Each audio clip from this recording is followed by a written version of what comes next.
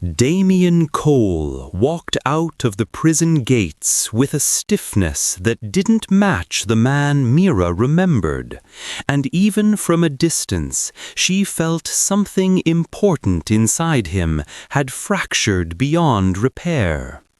She had rehearsed this moment for months, imagining tears, apologies, maybe even relief, but the reality was a cold November wind carrying the scent of rusted metal and regret. When he finally reached her, his eyes didn't soften. He simply nodded, as if she were a stranger sent to collect a package, rather than the woman who wrote him every week. The drive home stretched in suffocating silence. Damien stared straight ahead, fingers tapping anxiously against the door, refusing even the comfort of small talk. Mira tried anyway. "You hungry? I made the stew you like." He flinched, almost imperceptibly, and muttered he wasn't hungry. She swallowed her disappointment. 3 years without him had taught her to read silence like language, and this silence screamed of something deeper than exhaustion. He kept shifting in his seat, protective of his body, as though pain lived somewhere he didn't want her to notice.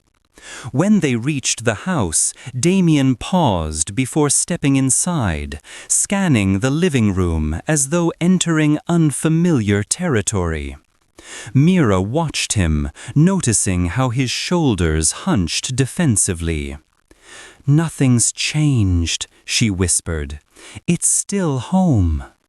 But he didn't look convinced. Instead, he paced slowly, touching the walls, furniture, even the photographs he once hated posing for. His fingers trembled. Mira tried to lighten the mood. "You're finally back." Damien gave a dry laugh, the sound hollow and chilling. "Back," he repeated, as if testing whether the word still belonged to him.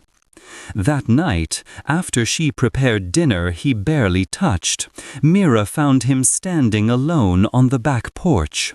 The dim porch light cast shadows across his face, deepening the exhaustion etched into his features.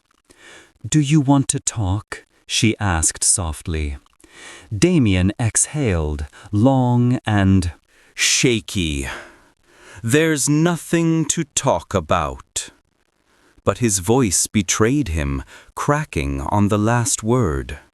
Mira stepped closer, placing a careful hand on his arm. He stiffened instantly. "Don't," he said, retreating a step as if her touch burned. She froze, hurt flickering across her face. He saw it, but instead of reaching for her, he looked away, jaw tightening. Inside, he showered with the door locked, something he never did before prison. When he emerged, he avoided her eyes completely. Mira wondered if guilt was eating him alive, or if something darker clung to him from those years behind bars. His movements were slow, deliberate, protective, as though guarding secrets carved directly into bone. When they finally lay down in bed, he stayed on the edge, facing away. She whispered, "I'm glad you're home." Damien's breath hitched, but he didn't respond. Sleep never came to Mira. She lay awake listening to the shallow, restless rhythm of his breathing. Every time she shifted, he tensed, muscles tightening like coiled wire. The man beside her was Damien, but not the same one she had married. Prison had returned him physically, but emotionally it had taken something vital she feared she would never retrieve. Just before dawn, Damien sat up abruptly, drenched in sweat. He looked at her with wide, haunted eyes, then swung his legs off the bed. "I need air," he muttered, stumbling toward the door. Mira reached out instinctively, but stopped herself.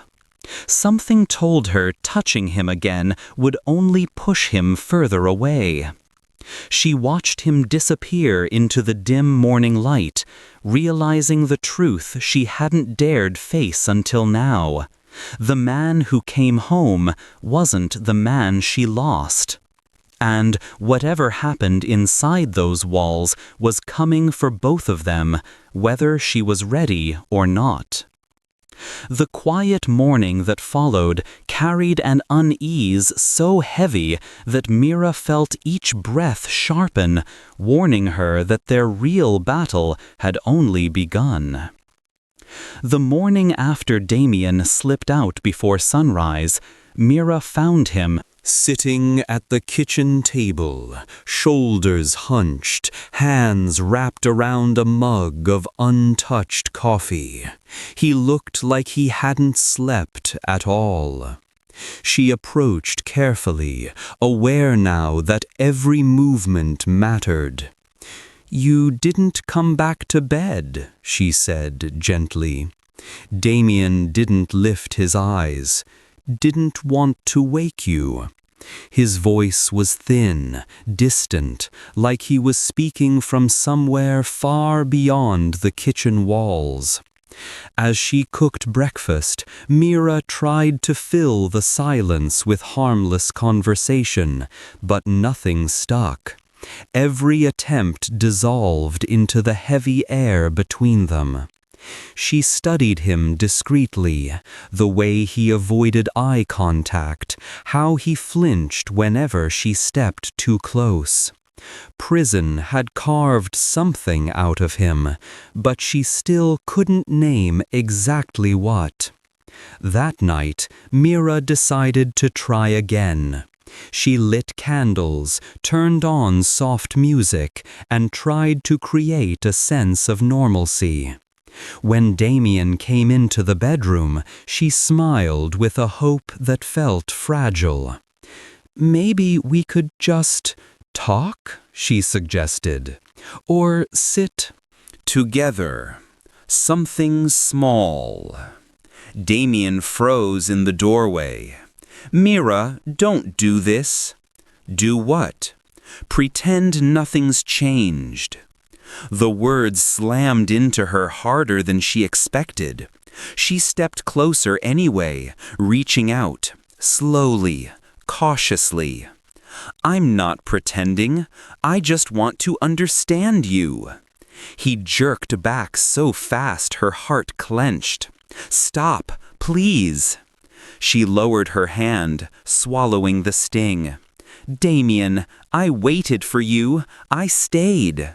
His jaw tightened. "You shouldn't have." A coldness spread through her chest. "Why would you say that?"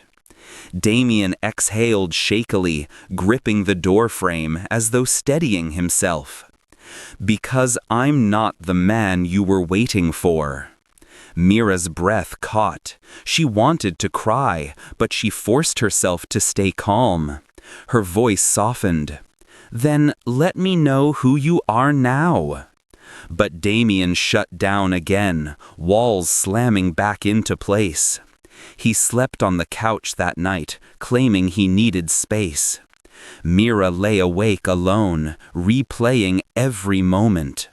Something was missing in their marriage now, something that once anchored them. She remembered the Damien who used to wrap his arms around her at night, who whispered dreams into her hair, who protected her fiercely. Now he recoiled as if her touch carried danger. On the third night home, Mira tried again, even though dread twisted in her stomach. She approached him carefully as he folded laundry, something he normally hated doing. "Damien, are you afraid of me?" His head snapped up. "No, I'm afraid of myself." The confession shook her.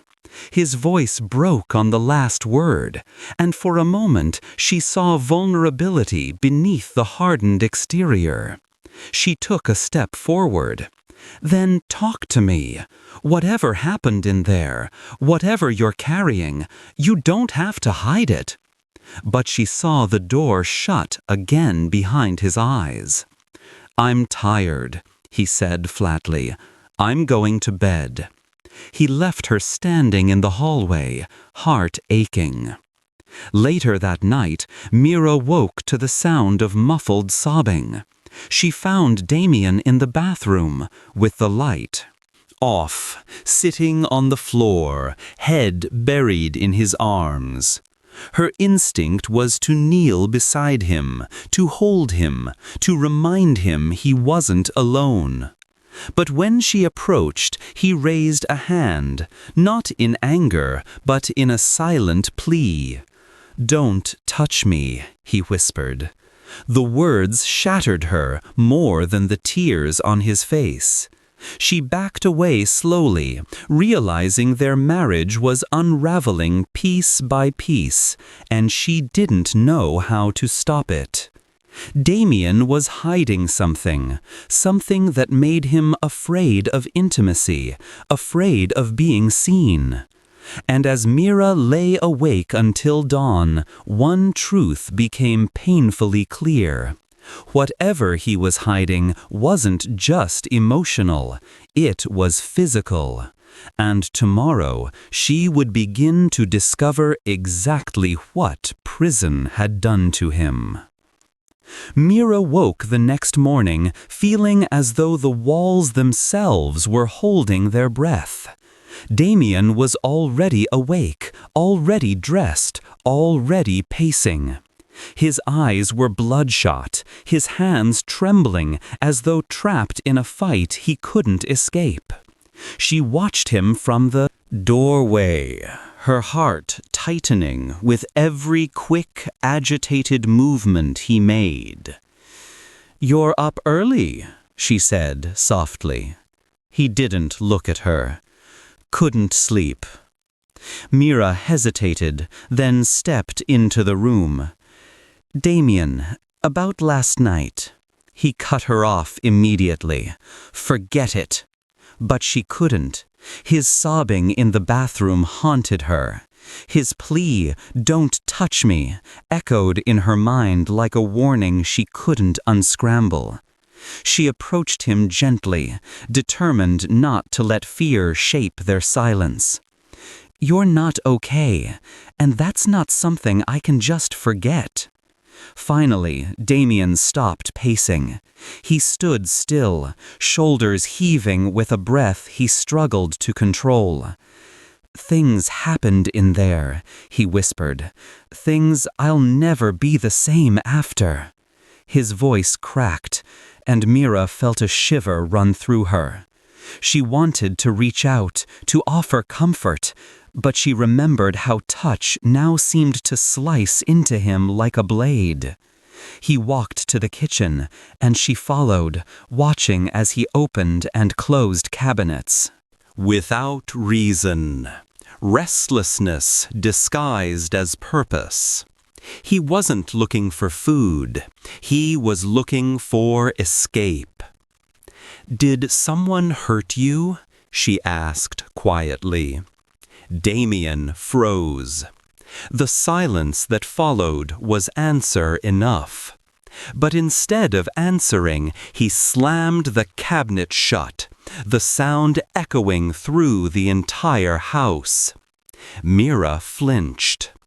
Damien pressed his palms against the counter, knuckles whitening, breath shaking. "Stop asking," he said. But there was no anger, just fear, deep animal fear. Later that afternoon, Damien disappeared for 3 hours without explanation. Mira called his phone twice. He didn't answer. When he finally returned, he looked worse. like someone had wrung every emotion from his body and left him hollow. His shirt was wrinkled, his eyes were red, and he moved stiffly, guarding his torso as though pain lived under his ribs. "Where were you?" she asked. "Out." "That's not an answer." "It's the only one you're getting." She stepped in front of him, forcing him to stop. "Damien, you're scaring me." Damien's jaw twitched. He avoided her eyes, staring at a spot on the wall instead. "Good," he said quietly. "Maybe that'll keep you safe." The words chilled her. That night, Mira woke to the sound of the shower running. She checked the clock, 3:17 a.m. Damien never showered at night. She approached the bathroom door, calling softly. "Damien?" No answer. The water kept running.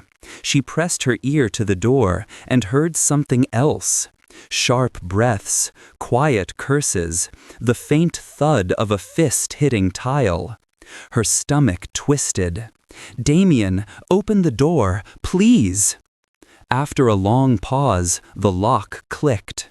He stood there soaked, hair dripping, towel wrapped low on his waist. She saw bruises on his ribs, fresh ones, the ugly purple-black kind that came from fists or boots or worse. Her breath caught. "Damien, who did that to you?" He grabbed the towel tighter. "They're old." "They're not." He stepped back, eyes flaring. "I said they're old, Mira." The sudden outburst made her heart pound. But beneath the anger, she saw something else.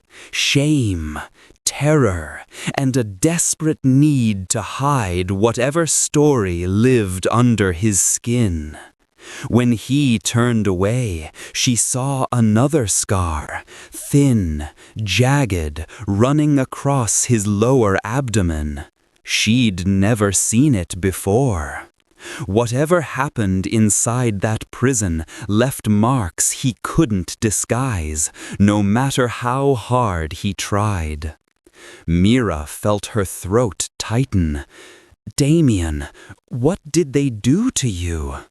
He closed his eyes, swallowed hard, and whispered, "Everything." It was the closest thing to a truth he had given her since coming home. And that single word, broken, raw, trembling, told her there was far more he was hiding, more than bruises, more than scars, more than nightmares. Something he believed she would never understand. Something physical, something prison had taken from him that he couldn't get back. And tomorrow she would finally discover the first horrifying piece of it. Mira woke with the same heaviness that had settled over the house ever since Damien returned. But today, something felt different. An instinct, a pull, a certainty that she couldn't keep waiting for him to tell the truth. She needed answers, not guesses. And deep down, she sensed that the truth wasn't just hiding inside Damien. It was hiding in the things he kept close. His jacket hung on the back of the dining room chair, the one he never let her wash, never left lying around. Mira stared at it for a long time, battling guilt and desperation. If Damien wouldn't open up, she had no choice but to understand what she could on her own. Her hands trembled as she slid her fingers into the inside pocket. At first, she felt nothing. Then, paper, folded, thick, worn at the edges. Her breath hitched. She pulled it out slowly, heart pounding. The header froze her blood. Department of Corrections Medical Report. Her knees weakened. She lowered herself into a chair before opening it. Damien had been hiding medical documents. Not one, several, stacked together, held by a creased rubber band. She swallowed hard and spread them across the table. What she read stole her breath. Severe trauma to genital region. Corrective reconstructive surgery recommended. Post-assault complications. Functional impairment likely permanent. Psychological evaluation strongly advised. Mira's hands shook violently. For a moment, the room blurred around her. She covered her mouth to stop a sob from escaping. Damien hadn't just been hurt inside prison. He had been destroyed. She didn't hear him come in. "What are you doing?" His voice hit her like a whip. Mira jolted, papers scattering across the floor. Damien's face twisted, panic and fury clashing behind his eyes as he lunged forward, snatching the documents from her hands. "You went through my things?" His voice trembled with rage. "Mira, what the hell is wrong with you?" "What's wrong with me?" she whispered, standing slowly. "Damien, you lied to me. You hid all of this. You're hurting, and you expect me to pretend I don't see it?" He backed away as she stepped toward him, clutching the papers as though his life depended on keeping them out of her sight. "You had no right." "You're my husband," she said, voice breaking. "I have every right to know why you wake up screaming, why you can't look at me, why," she inhaled shakily, "why you won't let me touch you." Damien flinched, not at her tone, not at her tears, at the word touch. Mira realized that was the deepest wound of all. He turned away, shoulders heaving. "You weren't supposed to see that." "I needed to." She stepped closer. "Damien, what happened to you?" He squeezed his eyes shut. "Nothing you can fix." "That's not what I'm trying to do." "Then what do you want from me?" His voice cracked, like something inside him finally giving way. "You want details? You want the exact moment everything was taken from me? You want to hear how many times?" "Damien, stop!" "No!" he shouted, slamming his fists against the table so hard the candle holder toppled. Tears spilled down his face. "You think I don't replay it every second of every day? You think I don't hear them when I close my eyes? You think I don't feel?" His breath collapsed into a shudder. Mira reached toward him. He recoiled violently. "Don't touch me. Don't ever. Just don't." Her heart shattered. He staggered backward, wiping his face, ashamed of every tear. "I didn't want you to know," he whispered. "I didn't want you to see what I've become." Mira felt tears burn hot at the corners of her eyes. "Damien, nothing you've survived makes you less of a man." He laughed bitterly, a sound full of self-loathing. "You don't know the half of it." He walked away before she could say another word, disappearing into the bedroom and shutting the door with a finality that felt like a fracture in their marriage. Mira stood alone in the quiet, staring at the scattered medical papers on the floor, realizing the truth she feared most. This wasn't the end of Damien's secrets. This was only the beginning. And tomorrow she would learn just how deep the damage truly ran. Mira barely slept.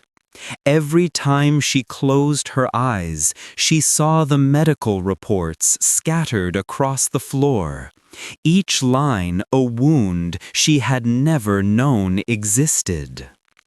Damien's pain suddenly made sense. His fear of touch, his anger, his shame. But knowing the truth didn't make the weight any lighter.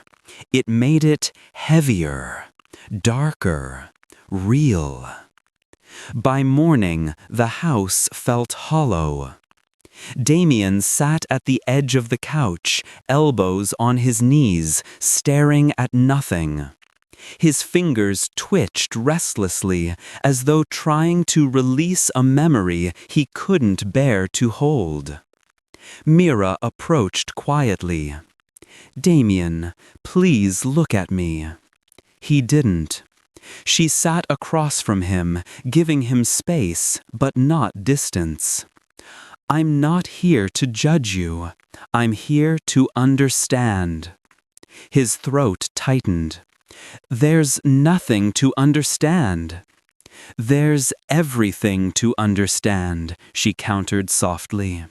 "You're hurting. You're scared. You're broken," he finished, voice cracking. Mira's breath caught. "No, traumatized, yes, but not broken." He lifted his head for the first time that morning. His eyes were hollow, tired, older. "You didn't see what I saw," he whispered. "You didn't hear them. You didn't—" He cut himself off, swallowing hard. "They stripped everything from me, not just my body, my mind, my worth." Mira felt her heart twist. "Damien, what happened to you was violence, cruelty. None of it was your fault." But Damien shook his head, shoulders trembling. "I should have fought harder. I should have—" "No." She leaned forward, firm and gentle. "You survived. That's all that matters." His breath broke, and for a moment Mira thought he might finally let himself cry in front of her. Instead, he pressed his palms to his eyes, gripping his skull as though trying to hold himself together. "I can't sleep," he murmured. "Every time I do, I'm back in that cell. I hear the footsteps, the door, the breathing." His voice faltered. "I wake up and it's like I never left." Mira reached toward him but stopped midway, remembering his recoil. "Damien, you're safe now." He laughed under his breath, bitter and exhausted. "Safe? I don't even recognize myself. I don't know what I'm supposed to be anymore. A husband? A man? He clamped his mouth shut. Mira finished for him, voice trembling. "A human being who went through hell." His shoulders sagged. Silence stretched between them, not empty, but full of unspoken truths. Mira could feel him teetering on the edge of something dangerous, a breakdown, a confession, a collapse. She spoke softly. "You need help, real help." Damien stiffened. "No therapists, no doctors, no one." "You can't do this alone," she urged. "I have to," he muttered. "If I start talking, I won't come back from it." The words chilled her. Damien rose abruptly, pacing like a man trapped inside his own skin. I know you're trying, Mira. I know you want to fix this. But there are parts of me that are gone. Parts that aren't coming back. He paused, breathing hard. And there's more you don't know. Things I've been hiding because I didn't want you to see how bad it really is. Mira's heart lurched. Then tell me. He shook his head, unable to speak. Misery pooled behind his eyes. Then, quietly, he whispered, "Not yet." He walked toward the bedroom, closing the door, not angrily, but with the heaviness of someone preparing to reveal a truth that would change everything. Mira stared after him, realizing this was no longer just about his body. It was about what the trauma had done to his mind. And tomorrow she would learn the darkest piece of it. The 3 days that followed were nothing short of a descent into a private hell neither of them had ever imagined. After the hospital sent him home, Gabe insisted he just needed rest, but Anaya recognized the tremors in his hands and the hollow look behind his eyes. Something inside him was cracking, and they were about to be trapped in the fallout. On the first night, Gabe woke gasping, drenched in sweat, clawing at the sheets as if he were trying to escape a world no one else could see. "It's fine," he muttered, but the tremble in his voice betrayed him. Anaya held him, feeling his heartbeat slam against her. The doctors had warned her that trauma sometimes sunk in after the body slowed down, but they hadn't prepared her for the way Gabe seemed both present and gone, as if his mind still lived somewhere he refused to name. By morning, he couldn't keep food down. His muscles locked without warning, sending sharp bolts of pain through his spine. Anaya begged him to return to the hospital, but he snapped, "I'm not going back there." His voice held a fear so raw she didn't push further. She spent the day pacing, watching him drift in and out of uneasy sleep, whispering to someone who wasn't in the room. Every time she asked who he was talking to, he pressed his lips shut and stared at the wall. On the second night, things grew darker. Gabe tried to stand, but his legs buckled, sending him crashing against the dresser. The thud shook the entire bedroom. He gripped the edge of the furniture, panting as though he'd run miles. "Something's wrong," Anaya whispered, reaching for him. But Gabe recoiled, eyes wide with a terror she had never seen. "Don't touch me," he choked out. "I keep seeing things." When she tried to ask what he meant, he shook his head, murmuring, "If I say it out loud, it'll make it real." By the third day, the house itself felt sick. Air hung heavy, as though absorbing every unspoken fear. Gabe barely moved, curled on the couch with his hands pressed against his temples. Anaya sat on the floor beside him, whispering soft reassurances that no longer seemed to reach him. He flinched at every sound, the refrigerator's hum, a distant car, the creak of settling wood. He kept insisting someone was watching him, though he never pointed to a window or doorway. "They didn't finish," he whispered, voice thin. "They're waiting for me to break." That was the moment Anaya realized the truth. Whatever Gabe had endured before coming home had followed him. It lived inside his cracked memories, poisoning everything he touched. And while she didn't know exactly what he was hiding, she understood one thing. These 3 days were only the beginning of something far worse. When Gabe finally lifted his head and whispered, "I need to tell you what I saw," Anaya felt the world shift, knowing his confession would drag them both into a darkness they weren't ready to face. Before she could respond, Gabe's body slumped sideways, drained by the effort of forming those few words. Anaya steadied him, her heartbeat pounding with a dread that felt suddenly justified. The room around them seemed to close in, shadows stretching longer than the light could explain. A storm brewed outside, rattling the windows like impatient fists. Gabe winced at each thunderclap, gripping her wrist as though anchoring himself to the last solid thing he trusted.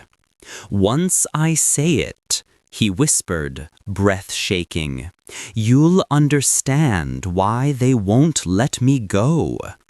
His eyes flicked toward the darkened hallway, then back to her, pleading for courage he no longer had.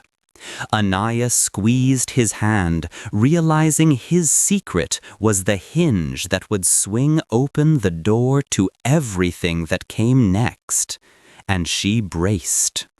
The storm had barely passed when Anaya woke to the sound of rustling downstairs. For a moment, she thought it was Gabe pacing again, lost in his spiraling thoughts. But when she descended the steps, she found him sitting at the dining table, rigid, pale, and strangely calm. A manila envelope lay in front of him. He didn't look up when she approached. "Gabe?" she whispered. His fingers twitched against the envelope. "They came earlier. I didn't want to wake you." She slid into the chair across from him, dread blooming in her chest. "What is that?" He finally met her eyes. His were glassy, exhausted, yet holding a resolve she hadn't seen in days. He pushed the envelope toward her. "Divorce papers. From you." Her breath caught. "What? That's impossible. I didn't—" "They're signed," he cut in quietly. Anaya froze. The papers inside bore her signature, perfectly replicated. Her handwriting, her loops, her slant, her initials. Except she hadn't touched a pen. "I didn't do this," she breathed. A muscle in Gabe's jaw twitched. "I know you didn't." He rubbed his temples as though pushing away a headache. "But someone wants me to believe you did." The words were soft but heavy, and they hung in the silent room like smoke. Anaya's mind raced. Who would forge her name? Who would have access to their documents? It felt deliberate, targeted. Another strike at a marriage already stretched thin by Gabe's unraveling mind and the horrors he refused to fully name. Gabe leaned back in his chair, shoulders trembling. 3 days, he murmured. 3 days of whatever that was. And now this? He laughed weakly. A sound that didn't belong to him. "Maybe they're right. Maybe I don't deserve—" "Stop!" Anaya grabbed his hand. "Who are they?" He hesitated, eyes darting toward the hallway again. "You'll think I'm losing it." "I already know you're not," she said fiercely, "so tell me." He swallowed. "Before I came home, before the hospital, someone told me that everything I cared about would be taken apart piece by piece, that I'd watch it all fall apart and no one would believe me when I said it wasn't my fault." A chill slid through her. "Someone threatened you?" Gabe looked away. "Not someone, some people. And I think they planned this." He gestured at the papers. "It's the first step, the first thing they want me to lose." Anaya stared at the signature, her name twisted into a weapon. Logic told her this was either a cruel prank or a legal error, but instinct and the dark fear in Gabe's eyes told her something far stranger was at work. "Gabe," she said softly, "we're not falling." I'm not leaving you. Whoever forged these wants us apart, and we're not giving them what they want." He blinked rapidly, as if her words were difficult to process. "You're sure?" "I'm sure." She slid the papers away and placed her hand over his. "We stay together. We fight this." But even as she said it, she couldn't shake the feeling that someone had shifted the ground beneath them. That this wasn't just a scare tactic. It was the beginning of a plan already in motion. The doorbell rang. Both of them jolted. Gabe stiffened, his grip tightening painfully around her fingers. Anaya rose slowly, every step toward the door thick with dread. She paused before opening it, turning back to see Gabe watching her with hollow, terrified eyes. "Whatever happens," she whispered, "we face it together." She opened the door, and everything that followed snapped the fragile world they were desperately trying to hold on to, setting the stage for the truth that would finally force Gabe to reveal what he'd been hiding since the day he came home. The man at the door wasn't a stranger, not to Gabe. Anaya could tell by the way Gabe's entire body jolted, as if lightning had struck straight through him.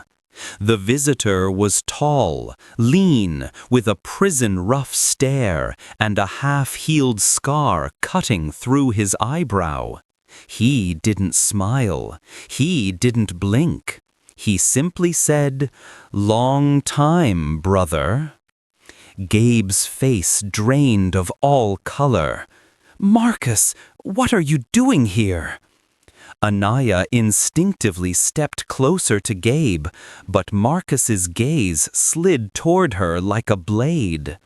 "So this is the wife," he muttered. "Does she know?" The tension was suffocating. Anaya swallowed. "Know what?" Marcus smirked, stepping over the threshold uninvited. "Everything." Gabe sprang forward. "Get out, now!" But Marcus didn't budge. Instead, he pulled something from his pocket, a small folded paper, creased like it had been opened 100 times. "You lookin' for these?" he asked, waving them lazily. Anaya's blood ran cold. The forged divorce papers. "Where did you get those?" she demanded. Marcus's eyes glimmered with cruel amusement. "Where do you think? You really believe documents like that appear out of thin air?" Gabe moved faster than she'd ever seen him, snatching the papers from Marcus's hand. His hands shook as he unfolded them, as if he hoped they were fakes of the fake. but they were the same, down to the ink, down to the signature. "You did this," Gabe whispered. It wasn't a question. Marcus stepped in closer, voice dropping to a sinister calm. "You left us in there to deal with the fallout. You walked away. You survived because we protected you, and now you're out here pretending this little suburbia life was waiting for you?" He tilted his head. "But prison doesn't let people go that easily." Gabe staggered back as if struck. Anaya reached for him, but he shook his head, eyes locked on Marcus with a silent horror. "What do you want?" Gabe breathed. Marcus smiled. "Now that's the right question." Anaya spoke before she could stop herself. "Why involve me? Why the divorce papers?" Marcus looked at her the way a butcher might examine a cut of meat. "Because men break differently when you take away the thing they love." His gaze flicked to Gabe. "And your husband? He's one of those men." The room thickened with a terrifying understanding. Marcus wasn't just threatening Gabe, he was dismantling him, piece by piece. Gabe stepped forward, trembling but resolute. "If you think you can threaten her, you'll regret it." Marcus arched an eyebrow. "Relax, I'm not here to hurt her." He paused, the smirk returning. "Not yet." Anaya felt Gabe's fear like a force pressing against her skin. He wasn't afraid of dying, he was afraid of losing her. And Marcus knew it. Then Marcus leaned in, lowering his voice. "You have until the end of the week to fix what you owe. Or I start taking things from your life. Starting with her." Anaya's breath caught. Gabe's entire body shifted like something snapped inside him. And she saw it. For the first time since he'd come home, Gabe wasn't defeated. He wasn't scared. He wasn't broken. He was furious. Gabe grabbed Marcus by the shirt and slammed him into the doorframe with a force that shook the house. "You come near her again," he growled, "and I swear I won't need a prison to make you disappear." Marcus didn't flinch. He only laughed. "There he is," he whispered, "the man who has nothing left to lose." Gabe released him, shaking with adrenaline. Marcus adjusted his collar, stepped outside, and paused on the doorstep. "Tick-tock," he said softly. "Week's almost over." He walked away. Gabe stood frozen, breathing hard. But Anaya knew the truth. Marcus hadn't come to warn them. He'd come to start the war. And Gabe would now have to tell her everything he'd been hiding. Everything. The house was silent after Marcus left, but the silence wasn't calm. It vibrated with fear, fury, and the weight of things unspoken.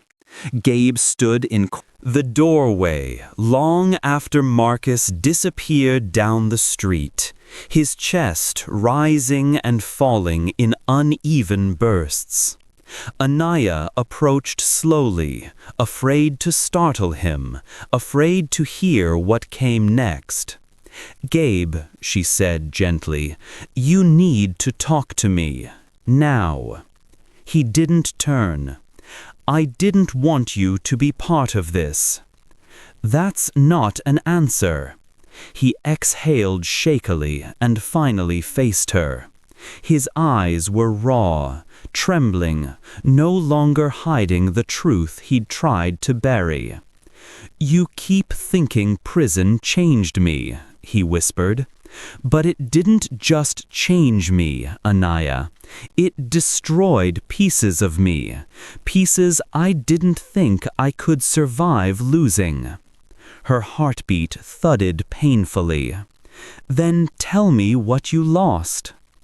Gabe sank onto the couch like a man whose legs could no longer hold him. "You think Marcus forged those papers just to scare me? No. He did it because he knows exactly what I'm terrified of losing. My life with you, my marriage, the only thing that kept me sane inside." Anaya sat beside him. "What happened in there?" Gabe's jaw tightened. 3 months before I got out, I was assaulted. It wasn't random, it was punishment, because I refused to carry out something they ordered me to do. His voice trembled but didn't break, and what they did, it left me with permanent damage. Anaya reached for his hand, which trembled violently. "Gabe, I can't," he choked, shutting his eyes hard. "I can't be the husband you married.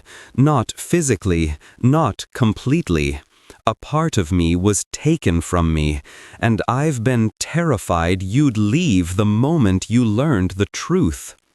Her throat tightened painfully. "So that's why you kept pulling away?" He nodded, tears glistening but refusing to fall. "I thought if I stayed distant, you wouldn't notice. I thought if I could just hold it together long enough, I'd find a way to fix myself before telling you." "Gabe," her voice cracked. "But the doctors told me the truth," he continued, voice hollow. "There's no fixing it, not fully. The injury damaged everything, function, sensation. I didn't tell you because I couldn't stand the thought of watching you look at me differently." Anaya squeezed his hand. "You're not less of a man." He let out a broken laugh. "Try telling that to someone who had it beaten into him, literally, that he is." The silence that followed wasn't empty. It was thick with shared grief, anger, and the slow, painful settling of reality. Anaya took a breath. "So what does Marcus want from you? Why now?" Gabe stared at the wall. There was a gang inside. They smuggled contraband through certain inmates. They used intimidation, threats, torture. I was one of the runners at first, but when I refused to do a delivery that could have killed someone, they made me pay for it. Marcus was part of them. "And now he's out," Anaya whispered. "Worse," Gabe said. "He's climbing their ranks, and he wants to make an example out of the one man who defied them." Her stomach twisted. "That's why he targeted us." Gabe nodded. "He wants me scared. Isolated, without support. Divorce papers were just step one." Anaya felt her own fear rising, but forced her voice steady. "We still have each other, Gabe. He didn't take that." Gabe finally looked at her, really looked, and for a moment his eyes softened. "You should have run from me the day I got home." "And leave you to fight this alone?" She shook her head. "Never." But even as she said it, they both turned when a sudden thud echoed from outside, sharp, deliberate, close. Gabe stood instantly. Anaya's pulse spiked. Something or someone was in their yard, and the war Marcus promised had just begun. The air was thick with tension as night fell. The wind whispered through the trees outside, carrying the faint rustle of movement that made both Anaya and Gabe stiffen in the dimly lit living room. Marcus's threats had not been empty words. Both of them knew it. Every shadow could be a warning, every creak a signal that the war had arrived at their doorstep. Anaya paced near the kitchen, trying to steady her racing thoughts. "Gabe," she said softly, "we need a plan. We can't just wait for him to—" "Shh," Gabe hissed, holding a hand up.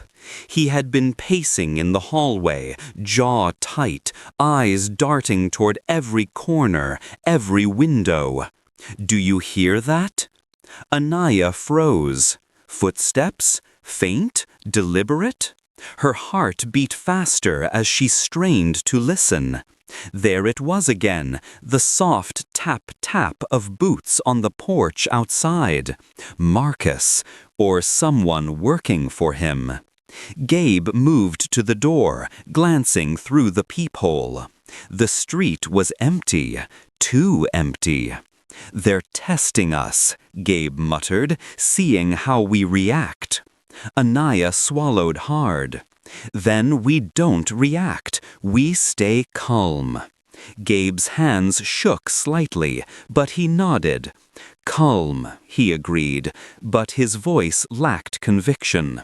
Both of them knew calm was a fragile illusion when someone was deliberately trying to break you from the inside out. Hours passed. The wind howled. The clock ticked too loudly in the silence. Gabe sat at the edge of the couch, fingers clasped tight, eyes fixed on the door as if willing it to give him a sign. Anaya stayed beside him, silent, watching him unravel even while he tried to hold himself together. She understood something she hadn't before. The real danger wasn't just outside. It was in the memories, the trauma, the fear that Marcus had awakened inside Gabe and now wielded like a weapon. Then it happened. A crash from the back door shattered the fragile stillness. Gabe shut to his feet. Anaya grabbed his arm. "Wait!" she whispered, heart thundering.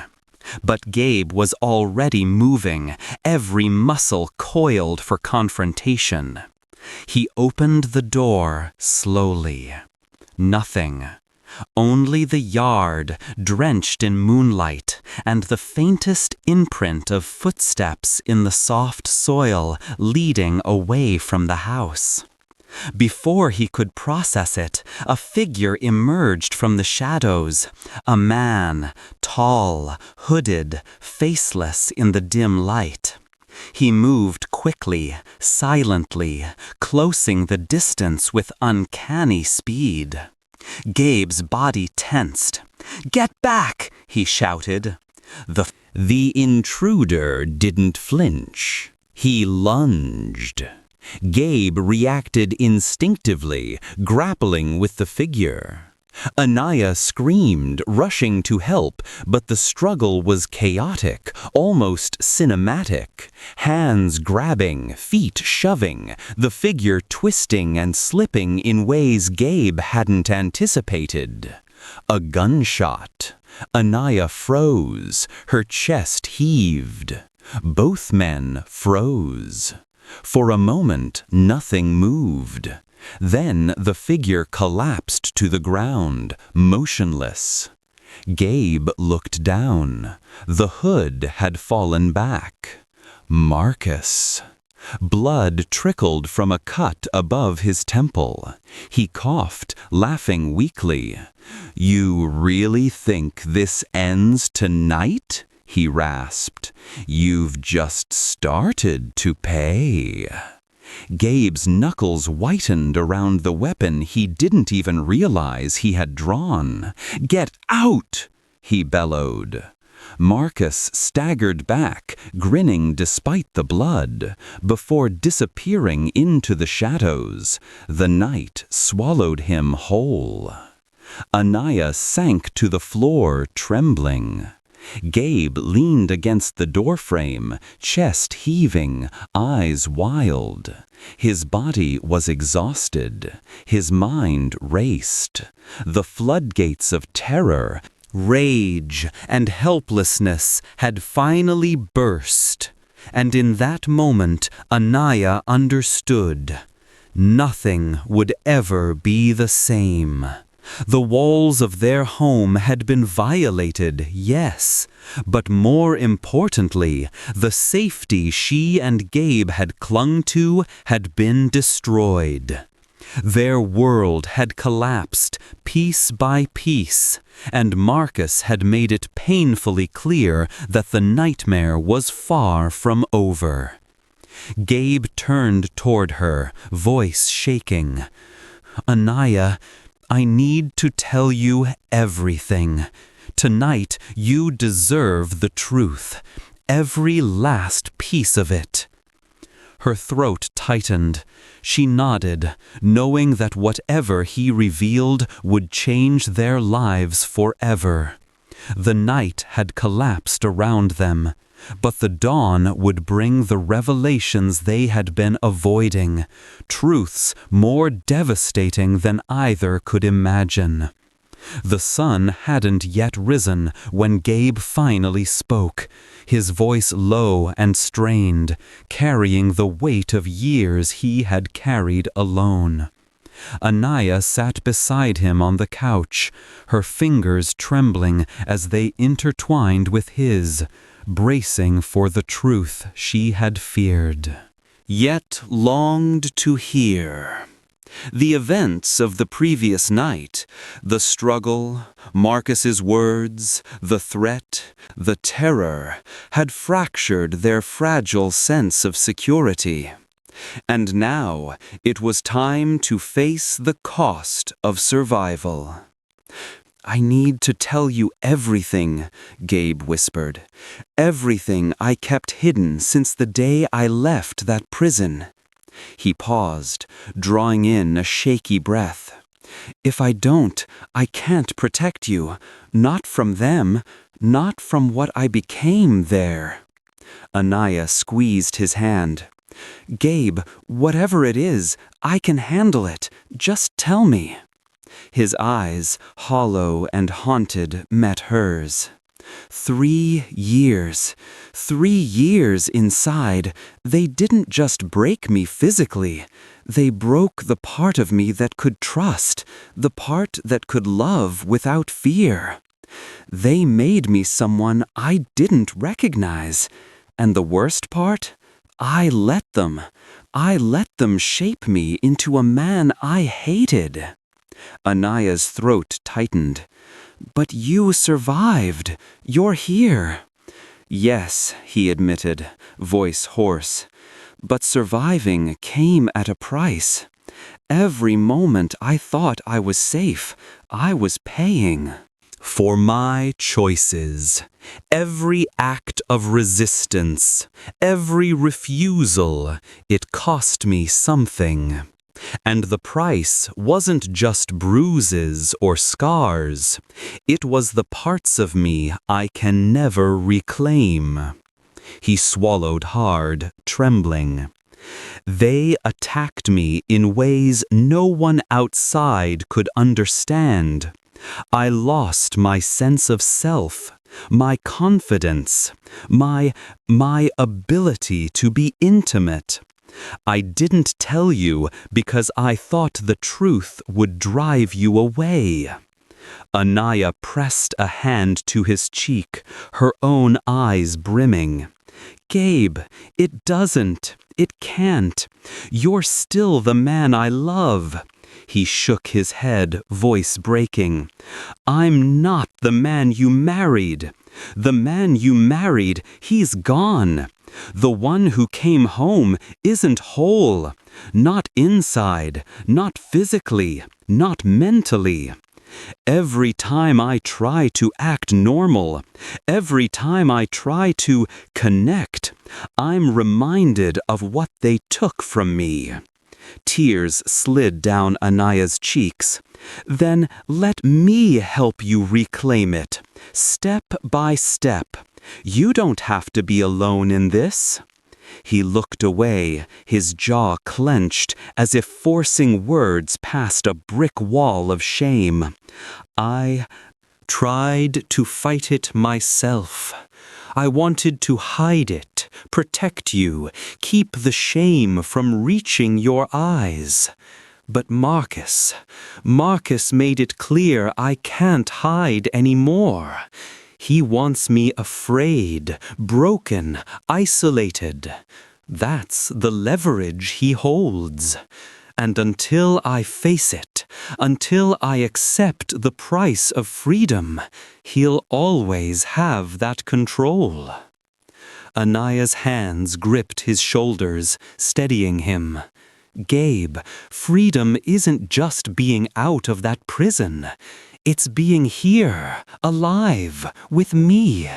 We face this together, every piece of it. He exhaled shakily, letting the first hint of relief cut through the dark layers of guilt and fear. You mean that? I do, she said firmly. And you can't keep carrying the weight alone, not anymore. You survived the prison walls, but now it's time to survive the aftermath. Gabe leaned back into her, trembling, as the first rays of dawn broke through the blinds. For the first time in years, he allowed himself a moment of vulnerability without fear. The truth had been excruciating, but it had also brought clarity. I suppose, he whispered, voice barely audible, freedom always has a price. Anaya rested her head against his shoulder, letting the quiet envelop them. Yes, she said softly, but we'll pay it together. Outside, the world continued to turn, unaware of the battles waged inside a single home. Inside, two souls braced for the journey ahead, a journey that would demand courage, resilience, and a reckoning with the shadows of the past. And tomorrow, the next chapter of their struggle would begin. The first day began with silence. After Gade's confession, the house seemed suspended in a fragile, uneasy calm. Anaya moved slowly, careful not to startle him, careful not to intrude on the weight of his thoughts. For years, he had carried secrets that had hollowed him out from the inside. And now, for the first time, he had shared them. The atmosphere was thick, as though every breath carried the ghosts of what had happened behind prison walls. Gabe remained in the living room, staring blankly at the floor. The shadows stretched across the walls, long and distorted in the early morning light, echoing the tension that gripped them both. Anaya knelt beside him, voice soft, steady. "We survived yesterday," she said, "and today we face the next step, together." He nodded slowly, but didn't speak. His eyes reflected a mixture of exhaustion, fear, and a tentative hope. The silence between them was punctuated only by the hum of the refrigerator and the distant sound of a neighbor's lawnmower, a normal world existing just beyond their fragile bubble. By the second day, Gabe was restless. He moved from room to room, pacing, muttering under his breath. Anaya followed, offering quiet words of reassurance, but she could see that Marcus's threats still hung like a storm cloud over him. The divorce papers, the physical scars, the psychological toll, they were all reminders of the power Marcus still held over his life. And yet, Gabe began to confront pieces of. He examined his own reflection in the mirror, tracing the lines of his face, the scars that had once filled him with shame. Slowly, he whispered aloud what Anaya had longed to hear. I am still here. I am still me. The third day brought confrontation. Anaya and Gabe stood together in the kitchen, papers and documents laid out on the table. Plans, evidence, and records that might finally give them leverage over Marcus. Gabe's hands were steady now, no longer trembling as they had at the start of this ordeal. He spoke in measured tones, calculating the steps they would take to protect themselves. "He can't touch us anymore," he said. "We've survived his threats, his manipulations, and the worst of what I endured. Now, we take control." Anaya's eyes glistened with tears she refused to let fall. "It took 3 days for us to get here," she said softly. 3 days that tested everything we believed about trust, love, and survival. But we're stronger now, stronger than I thought. Gabe nodded. For the first time since he came home, he allowed himself a small, exhausted smile. He reached for her hand, and this time, when she held it, he didn't flinch. The connection they had both feared was broken, severed by trauma, was slowly knitting itself back together. They had faced the horror, the lies, the threats, and the revelations of what prison had done to Gabe, and they had survived. But the 3 days had also changed something else. Marcus's presence, even when absent, had reshaped them. The fear he instilled had forced Gabe to confront truths he had hidden for years. And Anaya had learned the depths of Gabe's suffering and the strength required to stand by someone who had been pushed to the edge of despair. As the sun dipped low on the horizon, casting a warm amber light through the windows, Anaya and Gabe stood together in the quiet of their home. The weight of the past 3 days lingered, but so did a fragile, luminous hope. Gabe exhaled, voice low. "Whatever comes next, we face it together. No more secrets, no more hiding." Anaya leaned into him, feeling the tension in his shoulders ease just enough for the first time in weeks. "Together," she echoed. And in that moment, as the final light of day spilled across the walls, they both knew the 3 days had done more than test them. They had changed everything. Tomorrow, the real reckoning would begin.